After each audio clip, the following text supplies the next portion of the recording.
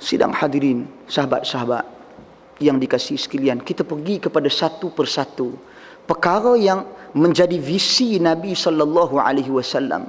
Tujuan utama Nabi sallallahu alaihi wasallam dihantar, diutuskan oleh Allah Subhanahu wa taala. Pertama sekali, apabila Allah Subhanahu wa taala berfirman litu'minu billah, supaya menjadikan manusia itu beriman, supaya kalian semua beriman kepada Allah Subhanahu wa taala. Tuan-tuan, sahabat-sahabat sekalian, bila kita bercakap tentang iman,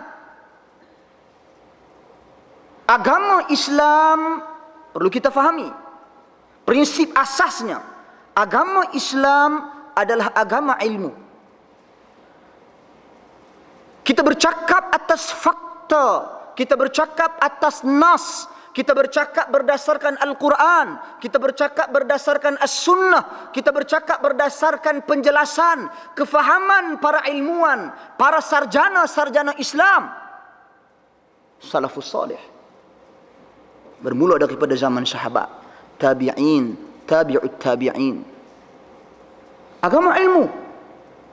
Kita bukan bercakap menggunakan akal semata-mata. Kerana itu kata Al-Imam Yahya ibn Abi Kathir, sesungguhnya banyak perkara dalam agama ini yang bercanggah dengan logik akal. Sekiranya kita mendahulukan logik akal dan membelakangi agama yang bercanggah dengan logik akal kita, nescaya banyak perkara di dalam agama yang tidak kita praktikkan ataupun yang kita tinggalkan. Kalau contoh, kita bagi contoh perkara yang logik dalam masyarakat kita pada hari ini. Meludah ketika salat, boleh tak boleh? Meludah ketika salat, logik, ludah apa ni? Mana boleh ludah ketika salat? Tak baik oh. Itu logik. Dan memang logik berkata sedemikian rupa.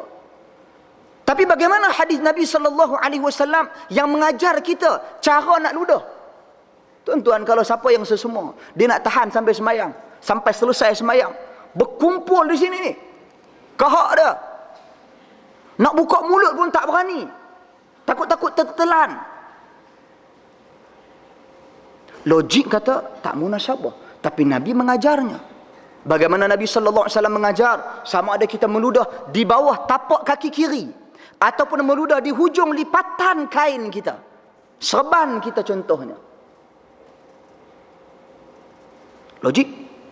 Bagaimana dalam hadis yang diriwayatkan oleh Abu Daud di dalam sunannya dengan sanad yang sahih, Nabi sallallahu alaihi wasallam mengajar kita mencuci kasut atau capal kita yang terkena najis dengan hanya menggosoknya di atas tanah. Kita kata tak logik, sebab sewajarnya kita kena basuh dengan air. Itu logik. Tapi hadis, sahabat-sahabat, adik-adik yang dikasihi sekalian, lihat bagaimana Islam mendidik umatnya dengan fakta.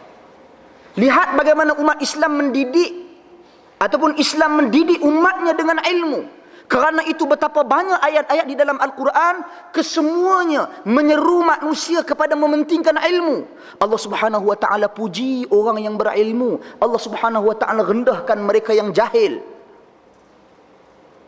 Supaya orang yang jahil ini bila mereka membaca ayat-ayat Al-Quran, mereka merasa menjadi tanggungjawab untuk aku memiliki ilmu. Berasa cemburu kepada orang yang diberikan ilmu. Tapi pelik pada hari ini, orang membaca Al-Quran harian, tetapi dia tidak pernah rasa cemburu kepada orang yang berilmu. Apabila Allah Subhanahu wa ta'ala janjikan, yarfa'illahu alladhina amanu minkum walladhina utul ilma darajat, Allah Subhanahu wa ta'ala akan angkat darjat orang yang beriman dan orang yang diberikan ilmu daripada kalangan kamu dengan beberapa darjat. Dan bagaimana di dalam hadis-hadis Nabi sallallahu alaihi wasallam yang menceritakan tentang kelebihan ilmu. Dalam hadis Muawiyah Kata Nabi SAW seperti yang diriwayatkan oleh Imam Ahmad, "Man yuridillahu bihi khaira yufaqihu fid din."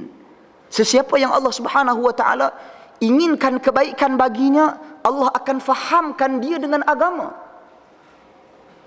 Menunjukkan orang yang Allah tidak inginkan kebaikan baginya, dia tidak akan memahami agamanya. Sebab itu kita ahlu sunnati wal jamaah, kita memuliakan ulama, kita mengangkat ulama, kita menyanjungi ulama, tetapi kita tidak ta'assub kepada ulama.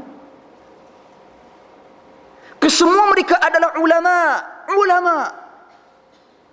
Siapakah pada hari ini berani melafazkan perkataan-perkataan yang tidak baik kepada mereka-mereka yang jelas ilmu mereka dimanfaatkan oleh semua manusia pada hari ini? Merupakan satu kata-kata dusta sekiranya berdiri seorang makhluk ataupun satu makhluk daripada makhluk-makhluk Allah Subhanahu wa taala di mimbar-mimbar pada hari ini menyatakan, aku lebih alim daripada Al-Imam Syafi'i, aku lebih alim daripada Al-Imam Ahmad ibn Hanbal, aku lebih alim daripada Syekhul Islam Ibn Taimiyah rahimahullah. Dusta yang besar. Perselisihan tidak dapat dielakkan daripada dulu sampai kepada hari ini. Para sahabat radhiyallahu anhum ajma'in mereka berselisih, tetapi bagaimana mereka mencari jalan keluar bagi menyelesaikan segala perselisihan yang berlaku? Tengok dia buat macam mana. Mereka rujuk kepada Nabi SAW semasa hayat baginda. Apabila Nabi SAW meninggalkan para sahabat radhiyallahu anhum ajma'in, berlaku perselisihan di kalangan para sahabat. Mereka melihat orang yang lebih alim daripada kalangan mereka. Siapa? Ibnu Mas'ud contohnya, Ali contohnya, Abdullah ibn Abbas contohnya, Umar ibn al-Khattab radhiyallahu an contohnya. Perginya zaman sahabat, berlalunya zaman sahabat, sampai zaman tabi'in, berlaku perselisihan di kalangan mereka. Mereka melihat siapakah yang belajar, siapakah yang paling banyak mengambil ilmu daripada sahabat-sahabat Nabi yang agung, seperti Al-Hasanul Basri, seperti Qatadah, seperti Ad-Dhahhak, seperti Atha ibn Abi Rabah, seperti Nafi' Maula ibn Umar. Dilihat kepada tokoh-tokoh ini, lalu diambil ilmu daripada mereka. Berlalunya zaman tabi'in, datang tabi'ut tabi'in. Dilihat siapakah daripada kalangan mereka yang paling banyak mengambil ilmu dengan murid-murid besar sahabat-sahabat Nabi radhiyallahu anhum ajma'in. Dilihat kepada Az-Zuhri. Dilihat kepada Al-Imam Malik bin Anas. Dilihat kepada Al-Imam Syafi'i. Dilihat kepada Al-Imam Ahmad bin Hanbal. Dilihat kepada orang yang mendahului mereka, Al-Imam Abu Hanifah. Apa tujuan ini tuan-tuan dan puan sekalian, sahabat-sahabat? Minta maaf, saya selalu dengan orang tua-tua. Jadi tuan-tuan dan puan lah, tapi tak apalah.